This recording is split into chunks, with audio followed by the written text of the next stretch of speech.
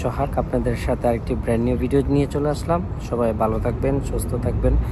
So viewers, আপনাদের সাথে আমি যে জিনিসটা আপনারা জানতে চাচ্ছেন যে আমেরিকাতে যারা স্টুডেন্ট আছেন, বর্তমান সরকার ট্রাম্প সে আসার পর স্টুডেন্টের উপরে কেন যে ঝামেলা করতেছে। আসলে ডোনাল্ড ট্রাম্প আপনার স্টুডেন্টের উপরে ঝামেলা করেনি। যদি আপনাদেরকে আমি বিগত ভিডিওতে বলছি আইস পুলিশ কেন মানুষকে ধরে নিয়ে গিয়েছে, ওইটার সম্পর্কে এক্সপ্লেন করছি। আমি আবারও বলতেছি, ডোনাল্ড ট্রাম্প যখন সিগনেচার করে সে কিছু নথিকরণ কিছু জিনিসে সে চেঞ্জ করবে। ডোনাল্ড ট্রাম্প যখন 2 থেকে আড়াই মাস আপনার হাতে টাইম নিয়েছিল, তখন আপনাদের সবার একজন চিন্তা ভাবনা করা দরকার যে ডোনাল্ড ট্রাম্প ডেফিনেটলি এবার অনেক কিছু চেঞ্জ করবে, বাট আমরা এই জিনিসটা বুঝতে পারি নাই বা বুঝি নাই।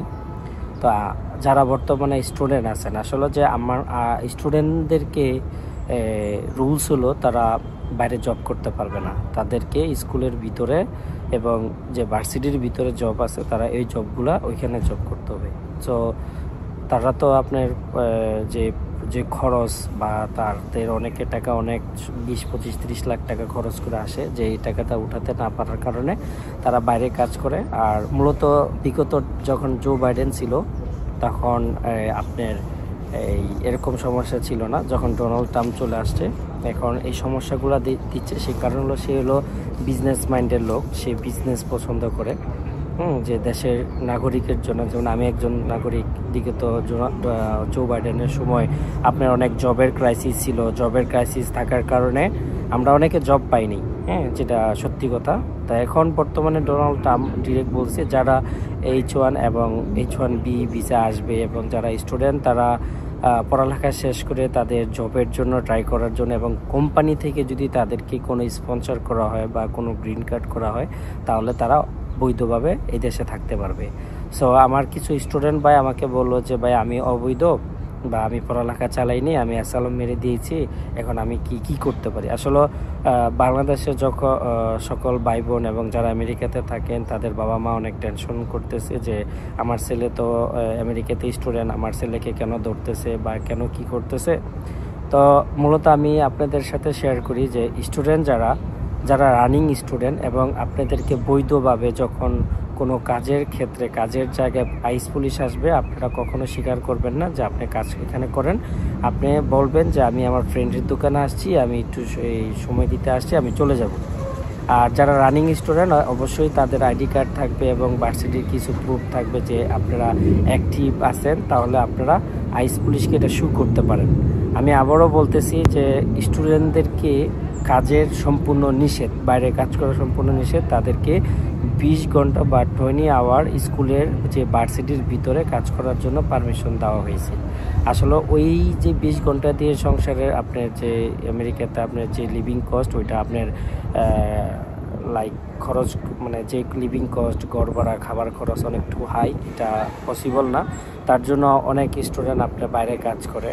সো দিন শেষে অনেক পরিজন জায়গা সম্পত্তি বন্ধক দিয়ে বা বিভিন্ন জায়গা সম্পত্তি বিক্রি করে ছেলে মেয়েকে আমেরিকাতে পাঠায়, তখন তাদেরও কিছু করার নেই, কারণ ওদের তো দিন শেষে বাংলাদেশে টাকা দিতে হবে, বাংলাদেশে 2-4 পয়সা দিতে হবে।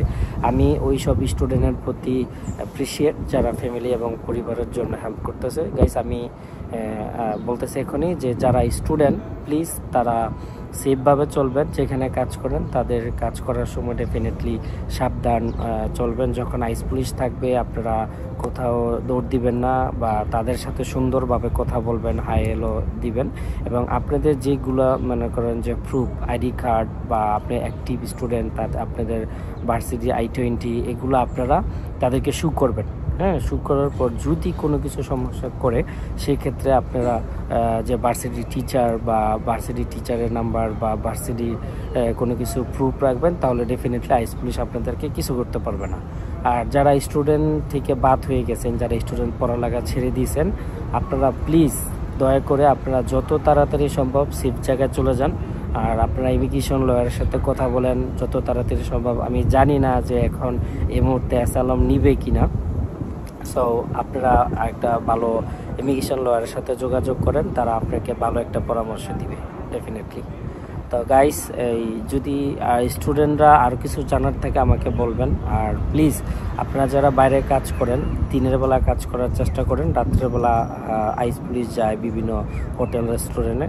আর যারা কাজ করেন প্লিজ বি সেফ, আপনারা আপনাদের ভার্সিটির সাথে কথা বলেন। যারা রানিং স্টুডেন্ট আছেন তাদের কোনো সমস্যা নেই আমার জানা মতে আর কি। আমি তো আপনার কোনো লয়ার না, আমি সাধারণ মানুষ, আমি সাধারণ একজন নাগরিক। আমি এতটুকু জানি যে আপনারা যদি লিগেল অর্থনীতিভাবে কোনো ব্যাপার থাকে, আপনারা কোনো কিছু আইস পুলিশ করার এবং বলার কোনো ক্ষমতা নেই।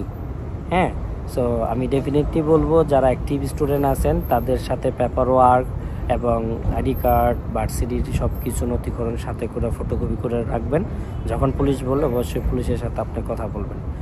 আর যারা ছাত্র জিনিসটা হারাই ফেলছেন, ডেফিনেটলি আপনারা স্টার্ট করেন পড়ালেখা করার জন্য। আর নাহলে যদি আপনারা অবৈধ থাকেন তাহলে ইমিগ্রেশন লয়ারের সাথে কথা বলেন এবং ভালো একটা পরামর্শ নেন। আর ফ্যামিলির সাথে থাকেন, যতটুকু পারেন সেফ থাকেন। নিউ ইয়র্ক সিটি থেকে আপনারা একটু দূরে থাকেন বা বাসা থেকে একটু কম বাড়ান, সন্ধ্যার পরে বাড়ানোর কোনো প্রয়োজন নেই। তো সবাই ভালো থাকবেন। পরবর্তী ভিডিও কিসের মাধ্যমে আমি নিয়ে আসবো আমাকে প্লিজ কমেন্ট করে জানাবেন। সবাই আমার ভিডিওগুলো বেশি বেশি করে শেয়ার করবেন, সবাইকে শেখার জন্য, জানার জন্য। সবাই ভালো থাকবেন, সুস্থ থাকবেন। আসসালামু আলাইকুম।